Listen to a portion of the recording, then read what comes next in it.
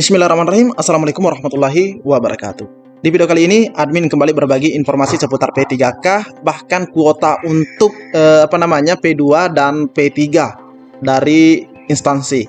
Dan admin juga mendapatkan informasi yang ditunggu-tunggu, yaitu mengenai jadwal pemilihan formasi di portal SSCASN. Nah, kami mendapatkan informasi resmi dari Kemendikbud, rekan-rekannya, jadi silahkan disimak saja videonya dengan baik, jangan di-skip, agar tidak salah dalam memahami informasi yang admin bagikan.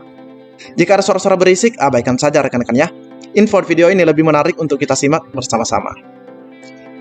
Oke, kita lanjut saja ke info intinya. Nah, yang pertama, admin di sini akan menjawab pertanyaan terlebih dahulu. Jadi rekan-rekan boleh skip video yang ini ya, info yang ini. Ada pertanyaan 21 menit yang lalu, yang di luar instansi nggak dapat kuota ya kak. Nah, pastinya rekan kita ini sudah mengecek ya, sepertinya sudah mengecek file Excel-nya dan mereka itu mendapatkan kuota.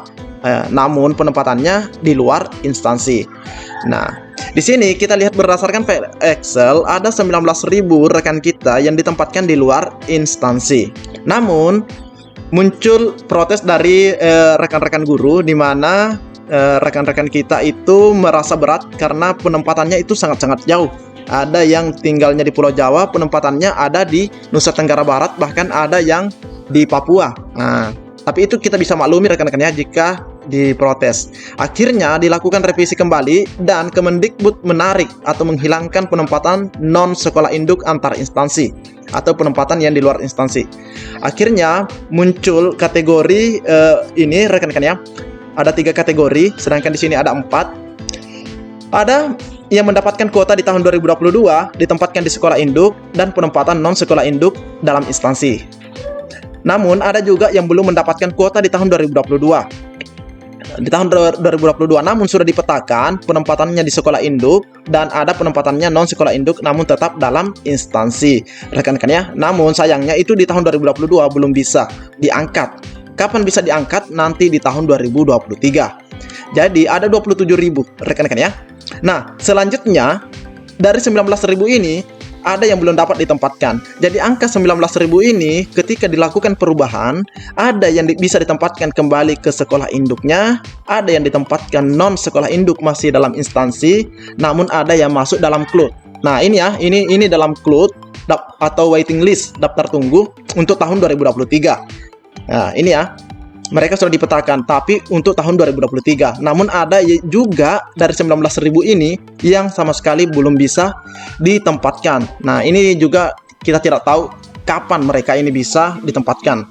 Nah, dari 19.000 ini, sebagian itu masuk 27.030 ini, rekan-rekan ya, atau 14% dari 193.954. Nah, jika rekan-rekan bersedia yang penempatannya sebelumnya di luar instansi, jika bersedia turun prioritas, maka rekan-rekan itu akan turun prioritas menjadi P2 jika bersedia.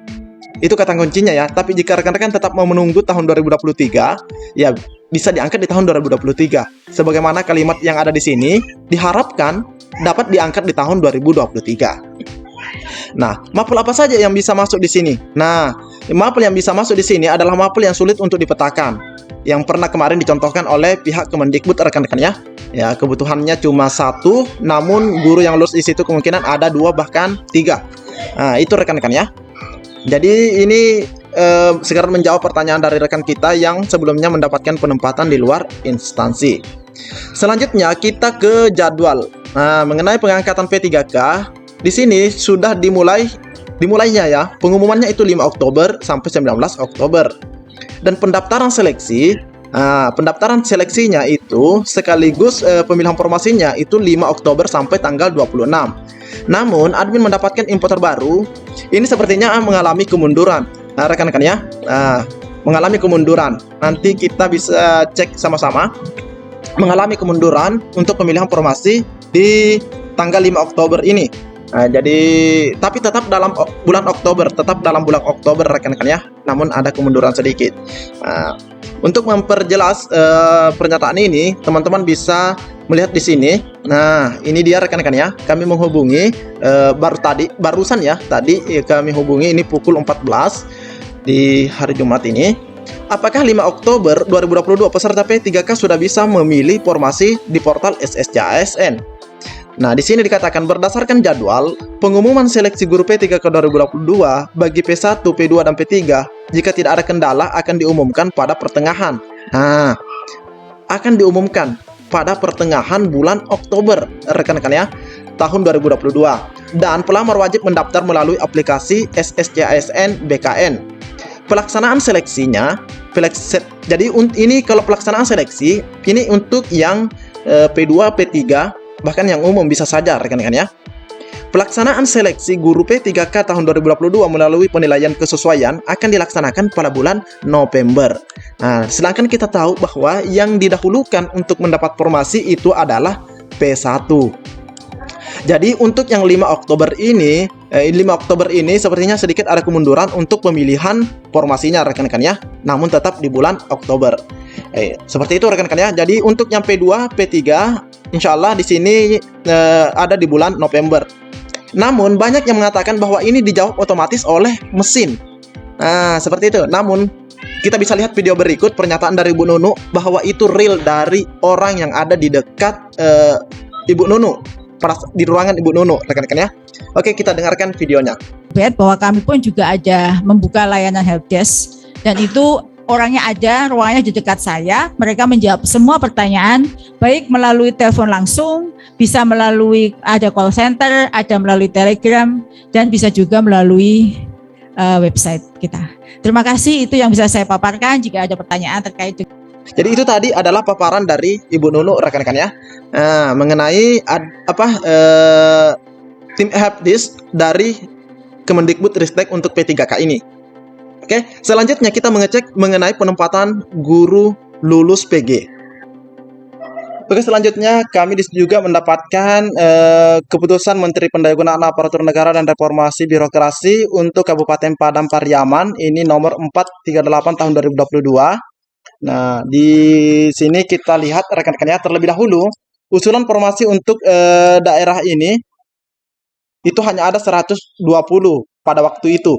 Dan itu menyebabkan dia masuk dalam daerah dengan kuota formasi 2022 lebih kecil. Karena kuotanya cuma 133, sedangkan yang lulus PG ada 331. Nah, seperti itu rekan-rekannya. Nah, setelah dilakukan rakor, kita bisa lihat di sini jumlahnya itu kalau tidak salah ada 1000 lebih ya. Ada 1000 lebih, kita cek dulu. Nah, di sini ini khusus guru rekan-rekan ya. Jadi ini untuk alokasi formasi khusus guru. Nah, di sini kita lihat ini ada 1088. Jadi ada 1088 kuotanya, dan untuk guru seni budaya itu cuma ada 1. Dan kewirausahaan ada beberapa. Di sini guru PKN juga banyak. PJOK juga banyak rekan-rekannya. Dan untuk yang FAI ya, guru agama Islam ya, maksud kami itu cukup banyak sekali. Kita lihat di sini